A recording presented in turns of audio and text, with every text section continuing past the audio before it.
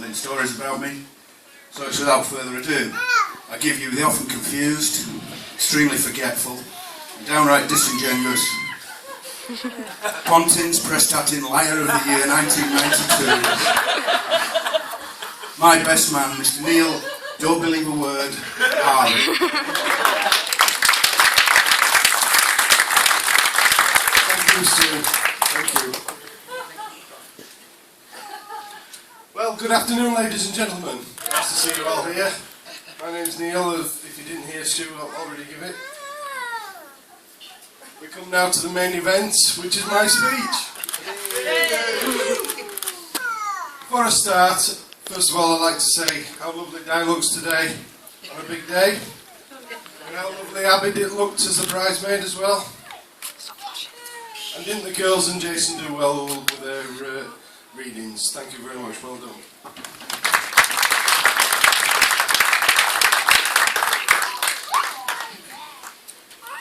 Also, before we get stuck in, some of our friends today couldn't make it. Phil Stevenson and Natalie, they're on holiday on the roller coasters and things at the theme parks in Disney World, Florida. But I did get a message from them yesterday, and let me read it out.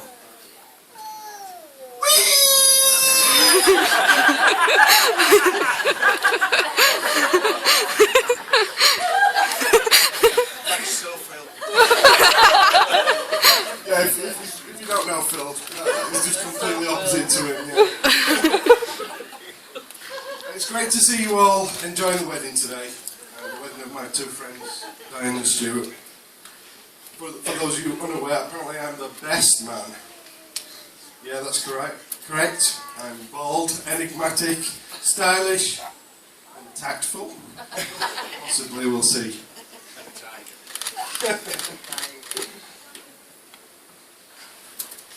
But I have to say, being the best man, you get to see behind the scenes.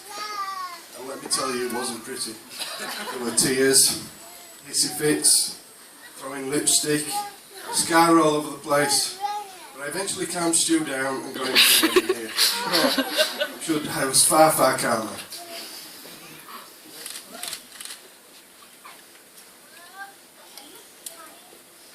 Well, after all these years, Stuart and I have finally become man and wife. We've been together so long, I expect you all thought that this would never happen. But they surprised me, and probably most of you too, with the news that it was actually happening last year. But to let you know how much of a momentous day this day is, a BBC News flash reported the birth of the first winged pig. Apparently the moon's going to appear beautiful azure blue for the next few nights, and there's going to be some ice skating and snowball fights in hell.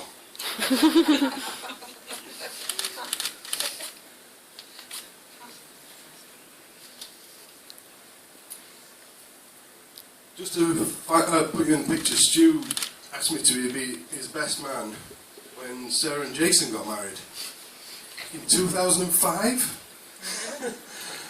And to be honest, I'd actually given up on these two ever making me a best man. But I've realised what the most important job being a best man is. And it's this speech where I can dismantle whatever credibility Stu has got left.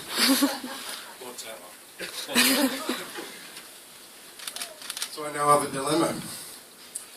Do I make a speech that tells you all the embarrassing bits, or do I take the moral high ground and tell you all the good bits about Stu? Well, I made my decision, and I'll tell you it was a difficult one. So I won't tell you at all about Stu growing a goatee beard and being mistaken for Jeremy Spade from the TV show Airport. Nor will I tell you about him trying to cut off his nose on the night of the stag do. And I definitely won't tell you about him being propositioned by a prostitute again on the same night.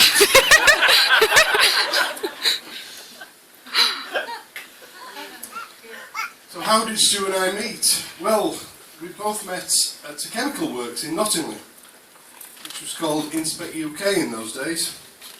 And we worked together for about 4 years there, until he left in 2001 to relocate to Kent to be with Di. And Crikey, as I said before, that was 13 years ago.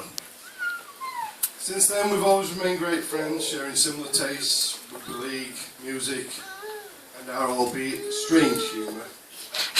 My turn.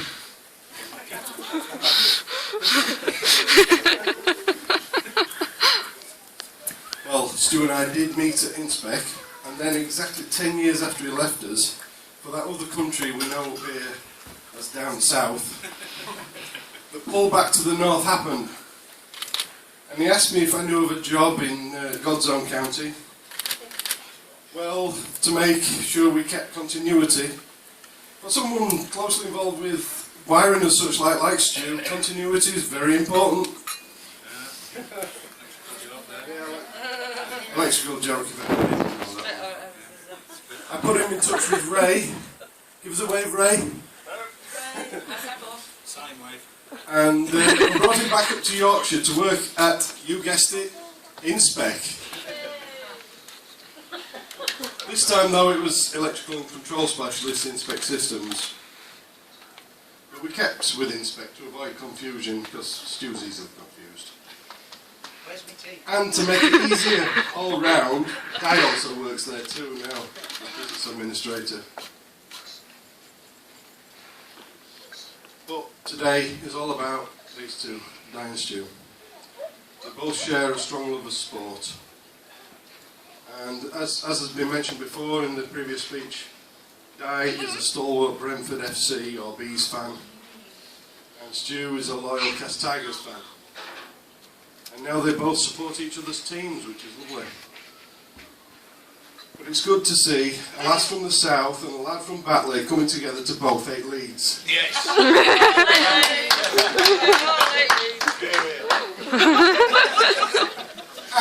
And it's also good that two special events have happened in the last few days, with Brentford confirming their automatic promotion to the Championship, and the other being, yeah, you guessed it, Cass was stuffed our local rivals Wakefield last weekend to regain second place in the table. Oh yeah, and these two got married as well, don't worry about that. So for those of you who don't know, and there's not many of you do because I've been bleating on about it for ages, Stu and Di will soon be jetting off on their honeymoon of a lifetime. Their holiday in Australia with a stop off in Hong Kong first. And as requested on the poetic verse of the invite, Donnie, I've got you a few Australian dollars. But also we've got a small extra gift. Just bear with me while I sort this out. Intermission. Okay.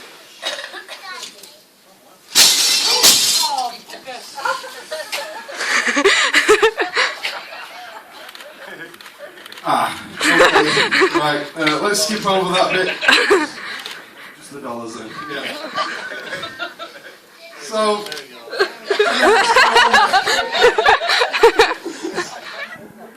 can I ask you all now to join me in a final toast to the future happiness of these two, the bride and groom, Stu and Di. May their life together bring them fun, happiness, health and prosperity. Raise your glasses to Mr. and Mrs. Lake. Mr. and Mrs. Lake.